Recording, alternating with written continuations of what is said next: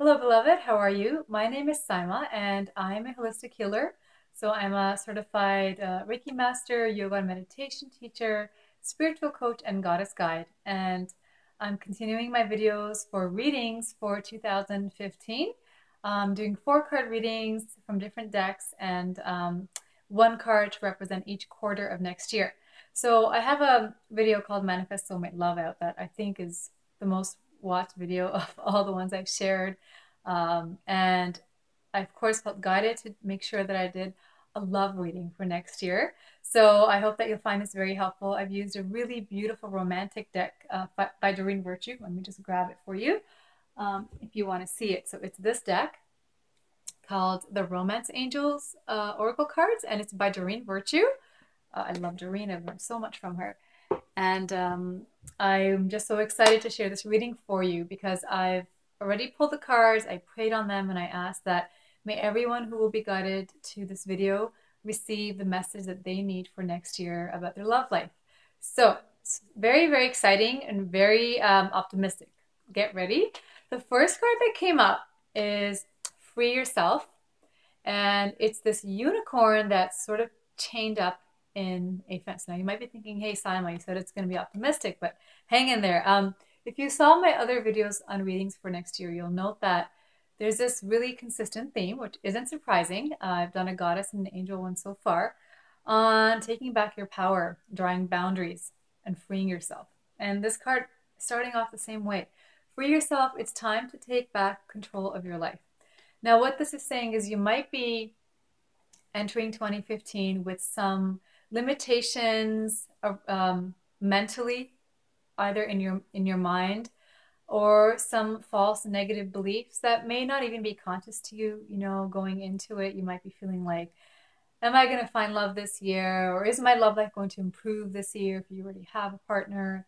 Every year I have hope and things don't happen. And so, you know, if you have that going on, or if there are just other areas of your life where you might be or feel trapped, this card is encouraging you to re-examine every part of your life. In order for you to manifest great, divine, blissful soulmate love, you have to be in touch with that part of yourself that is blissful, that is joyful, that's filled with love, self-love, love for life, you know, love for everyone. And as you radiate and emanate divine love, love shows up for you in so many forms. And of course, romantic love. So they're saying free yourself. You're encouraged to think of ways or areas of your life where you might feel constricted, where you might be not completely fulfilled. And they're asking you to re-examine them and to be willing to make some changes. Came through in my last reading with the goddesses for next year, with the goddess Kali and Ishtar, about endings and beginnings and drawing boundaries. So you're really, really encouraged to empower and free yourself and to make empowered and divinely guided and inspired changes so that you can both feel free and have that sense of freedom and joy and passion in your life so that you can move forward in your love life.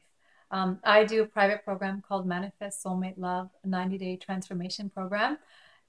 It's with my private clients. And one of the key things that we work on is releasing all the limitations and barriers that have created blocks. So what are the inner conditions that have created an outer pattern of not being able to manifest that great love? So it's such a key. So if you want to learn more about that, you can contact me. But the message for you for your love life next year, first quarter, please free yourself, get back in touch with who you are, your needs, your wants, your desires, your love, and your passion. Make divinely inspired changes, and you will be supported. And this will really, really help your love life. As we get into the second quarter of next year, there's this gorgeous card with what looks like a priestess or a girl making an offering at an altar. And it's saying, stay optimistic about your love life. Positive thinking and faith will bring you romance. So, you know, this is April, May, June, and maybe Valentine's came and went in the first quarter, and you were working on freeing yourself, but, you know, the love didn't come yet. And you might be feeling a little down in second quarter. You might be wondering, when will it happen? Will it happen? And again, one of the key things I teach in my program is that faith that we need to have. But at the same time, faith as in not needing that soulmate will bring that soulmate to you. And that's the key, is when we can get ourselves to that place. And that's what I help my clients with, is getting to a place where you are welcoming them and you're in a place where you are receptive but not attached. The attachment repels them and pushes them away. And what the angels are saying, the romance angels, is that we've heard your call for romantic love. We're supporting you, but you can help us co-create your divine right partnership by filling yourself with faith, joy, and optimism. So the wave here is, as you freed yourself in the first quarter from the things, the situations, even your own limiting thoughts and beliefs that could have made you felt trapped or constricted. It might even be like quitting a really draining corporate job, because of course that affects your love life, right? If you don't feel balanced or healthy or free or joyous or fulfilled in other parts of your life, from a spiritual perspective, there's no categories the way that we have in our human lives. Everything contributes to your overall vibration and resonance. So as you work in the first quarter on freeing yourself and you reconnect with this vibration of freedom and love and empowerment, they're asking you now to stay optimistic and filled with faith. I share a lot of rituals in my program about connecting with your soulmate. I have another video out if you want to try that. But feeling the bliss and the joy and doing things in your life that will bring you that joy in daily and tangible ways. So if you find that whenever you envision your life with your soulmate, you feel very secure, say, what can you do in your life right now that will help you feel secure? If you feel totally romanced, what can you do right now in your life that will bring in that energy of romance? Because that's what propels you upwards and forwards on the path of connecting with your soulmate, is bringing in all those feelings, feeling them from the inside out, and taking divinely inspired action that reflects back to you divine love. Self-love is a key here.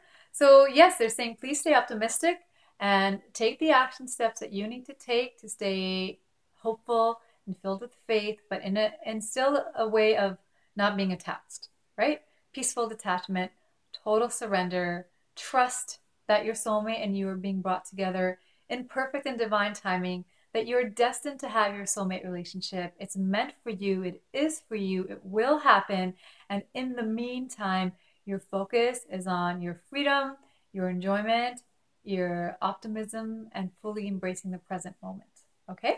So as we get into the third quarter of next year, ta-da! It's the soulmate card. So it says, yes, this is your soulmate. Your patience pays off. All that inner work you've done pays off.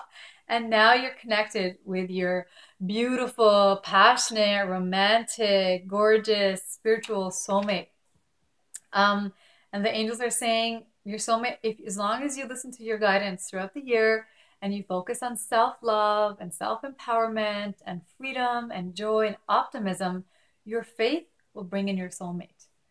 At the same time, they're saying any attachment, any conditions you might put on timing, if you're too constricted and restricted around how they're supposed to look and what they're supposed to be like, and your list is very, very long, you might be interfering with the universal ways of them bringing you your soulmate. Your soulmate might not look at all like the package you have in your mind, but the feelings, the content, that's something a key thing that I share also in my program, is connecting with the feelings, the vibration of what you want to experience. And so as long as you keep doing the inner work and you stay optimistic in the first half of the year, the second half of the year, you can completely bring in your soulmate. It looks like it's destined to happen as long as you're listening to inner guidance and you're staying optimistic, filled with faith, and most of all, love. Love for yourself and love for life. And then as you have brought that soulmate in, and remember, you have many soulmates. This is another big thing I share in my program. is you don't have just one soulmate. You will bring in the soulmate that will contribute most to your growth. And there are things that you can do when you're single to work on yourself to bring in the highest and most evolved partner. So I teach my clients, and we do a lot of work to make sure that the person you're bringing in will be the one with whom you have the greatest, most beautiful and blissful connection and partnership. Um, However, what the angels are saying at the end of the year is as you have this soulmate relationship, there will need to be some work on that relationship. And, every relationship is a spiritual assignment, and romantic relationships fall into that as well. It says, honestly discuss your feelings with each other. My husband and I had this issue too. Like, it was blissful, our honeymoon phase, and then as things progressed, I think 6 months into the relationship, and then up to the first year, that's when you start having the ego come through. You sort of fall from grace, and you go from seeing that person through your holy spiritual eyes and seeing their divine perfection to being triggered and having your own wounds show up for you. But the reason my husband and I got married and are every day deeper and deeper in love, we do mantra practices together. We travel the world. We're living in Thailand. Right now we're visiting home for the holidays, but um, you know, the love is so much deeper. I'm a different person. I'm more evolved. I'm doing what I love because he supported me in this. I would not have been able to become a full-time healer if I didn't have his total love and support. Um, and at the same time, there was definitely a period in that little window that I mentioned where we needed to step up to have these uncomfortable conversations, to make ourselves vulnerable, to share our true feelings, to share where we were not having our needs met or, not seeing eye to eye on things. But the key with a soulmate relationship is that both people are willing to step up for themselves and each other. And, my encouragement to you while you're preparing for love is to become as self-aware as possible, right? We're all here to realize our fullest selves, to return home to divine love. And a relationship will continue to give you opportunities to do that by showing you the parts of yourselves that still need to be healed. And at the same time, where you need to have your desires, your needs, honored and met in the context of the partnership. So once you find your soulmate, you'll be blissful and you may have this beautiful, blissful honeymoon phase. And in order to stay in that phase, the angels are just saying, really be wanting to connect from your heart, working through the ego stuff. Do what you need to do first to get through any strong reactions you might have at first, because that's just your old baggage showing up for you. Take responsibility for your feelings. Journal, talk to a friend first. And then once you become completely aware of what's coming up for you, what's your stuff, what do you need to work through and process, and then how can you communicate in the most loving and authentic and truthful way to your partner.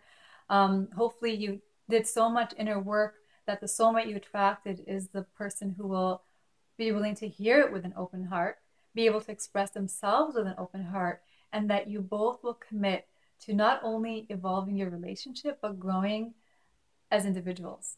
And that is a soulmate relationship where you come together to grow romantically, personally, and spiritually, where you experience divine love and have, the closest thing we can have to God's love on earth by connecting with our beloved mentally, emotionally, physically, spiritually. But it does take some work, and the work can be beautiful as long as you lead from your heart, and it can be for both of your highest good. So it's a very beautiful year. Next year is a year to meet your soulmate. Make sure that you start off by doing the inner work, freeing yourself, stay optimistic, stay filled with faith. Don't let anything, deter you from your faith and optimism and joy, and open to receiving your soulmate in the third quarter. And then continue to evolve yourself as well as the relationship to keep it blissful and beautiful and filled with love. So I hope you're really excited. I'm very excited for you. And I pray and I ask that you share your feedback with me next year. keep me posted on, any updates, anything that's been happening. If you want your own personal love reading for next year, you can contact me. I'll put my website information at the end of the video. And otherwise, I'm praying that may all the angels, may the entire universe conspire to support you fully in preparing for soulmate love and experiencing that divine bliss that you were destined to have with your beloved. All my love. Namaste.